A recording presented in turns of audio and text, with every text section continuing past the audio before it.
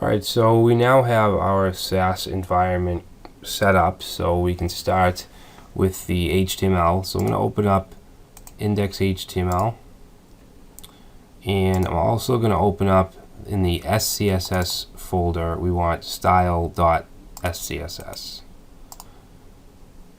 Okay, so in the index file, let's go ahead and change the title. Okay, so we'll just change this to John Doe's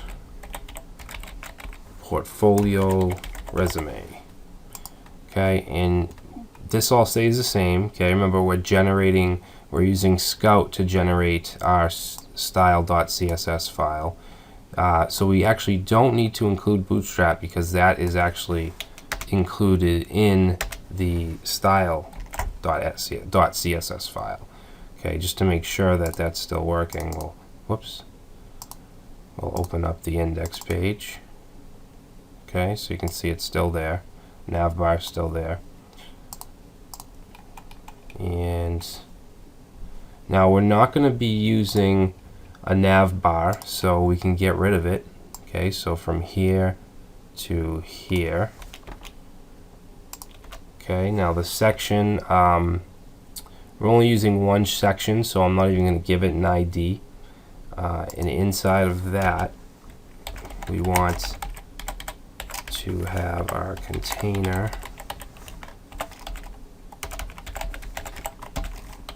Alright, and we want our image file at the top. So image source is going to be img/person.png, and I want to give this a class of profile image.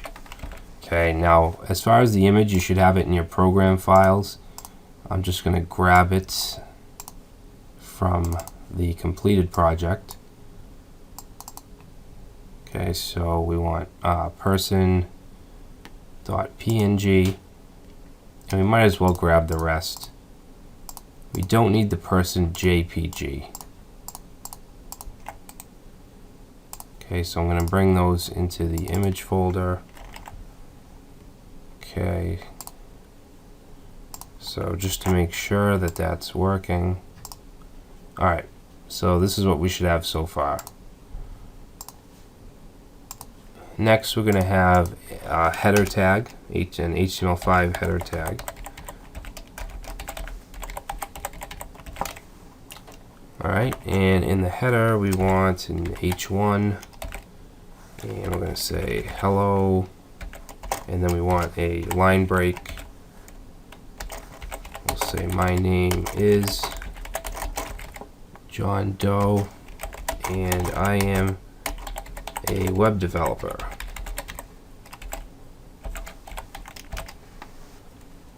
Alright, and John Doe we're going to set to strong.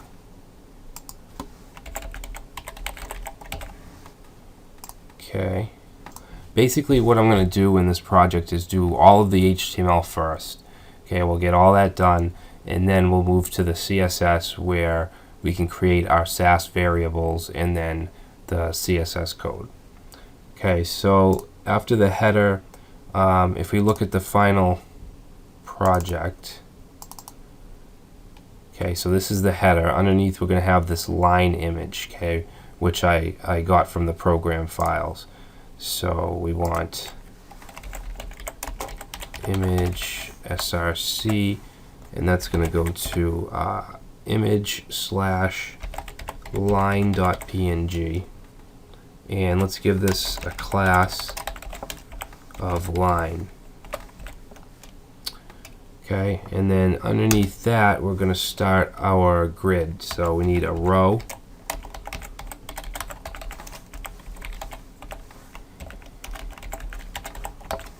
Okay, and in that row we're going to have a 7-column div, call MD7, and then we're going to have a 5-column.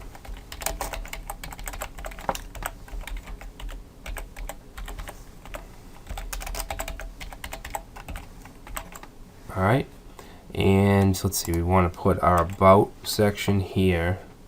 So we want an H2, and we're just going to have a little hashtag there just because it's a programmer website, so it makes sense to me anyway.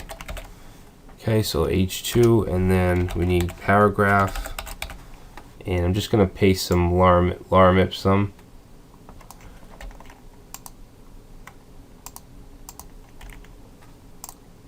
Okay, so that'll do it for the about. Now for the contact info, we're going to have an H2, and we'll say contact info, and then we need to create an unordered list, and I'm going to give this a class of contact list.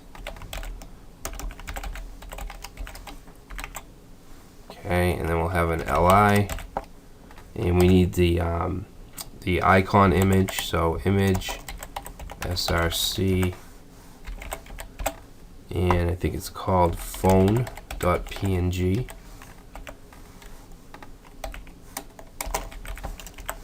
And I'm just going to put a phony phone number.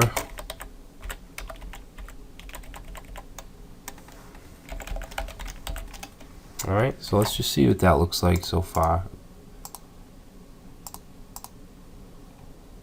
Alright, so that looks how it should for now. Actually, one thing, the container doesn't look like the container is working out. Div class. Oh, we actually want to move the container. The container should be surrounding everything. So that should go down here underneath the section.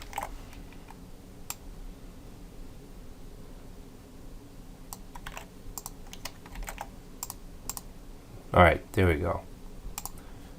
Alright, so it's not going to look good until we do the CSS.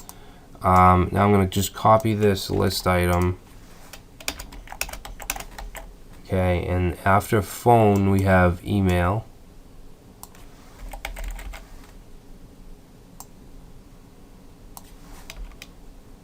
So we'll set this to johndoe@gmail.com. Alright, and then the next one will be Facebook. And what we're going to do is have the text of Facebook and then a span which will have the actual profile. So facebook.com/John Doe. Okay, and then we'll have Twitter.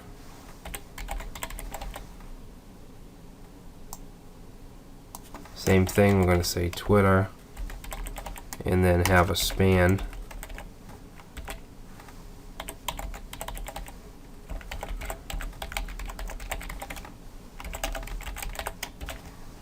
Okay, so that should be the contact section. Looks good.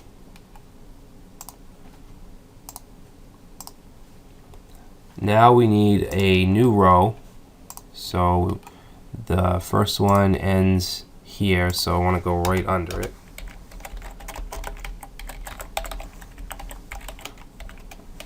Oops. And this is going to be the same thing, 7 and 5.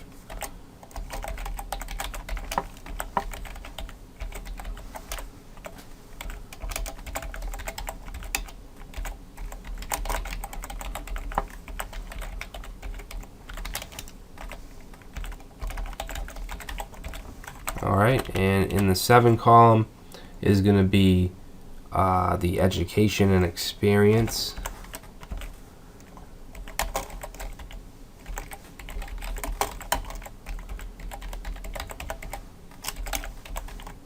Alright, we're going to use media elements for this. So let's go ahead and go to getbootstrap.com, and I think it's under components. We have down here media object. Alright, so this is basically what a media object is. and it's good for things like blog posts or news articles where you'd have an image and then you'd have a little text here. All right, so we're going to grab this code right here, and I'm going to go and paste that in.